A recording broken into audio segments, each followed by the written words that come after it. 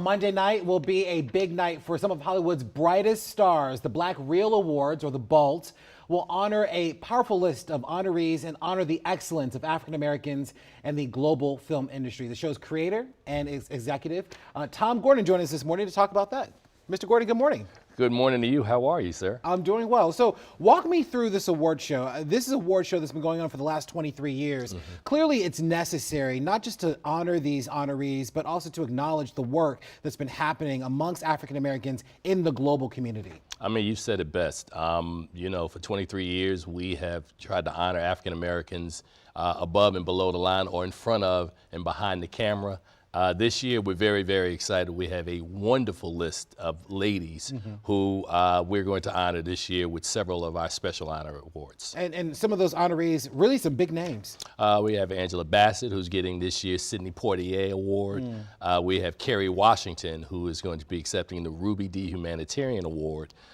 Producer Deborah Martin Chase, as well as producer F.E.T. Brown, whose film The Inspection is one of the honorees this year as well. Over the last 23 years, no doubt you've seen the industry change, become a lot more inclusive, to see black talent both in front and behind the camera get experience in roles that they didn't have 20 years ago. How has the internet really changed the game for the industry as a whole?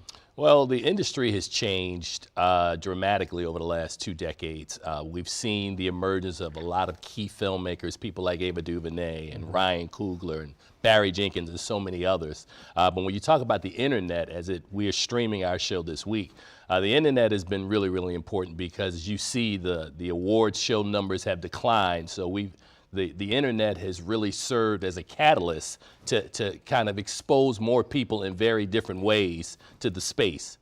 So, is there a concern with the declining viewership of award shows? Is that just a sign of the times, or is that a lack of interest overall, in your opinion? Well, I don't think it's a lack of interest. I think people enjoy stars, but I think that you look at some of the bigger shows, and when I say bigger shows, I'm talking about some of the different shows like the Academy Awards, the Golden Globes. Right. I think you look at the length of some of those shows and how those shows are being presented and who those shows are presenting.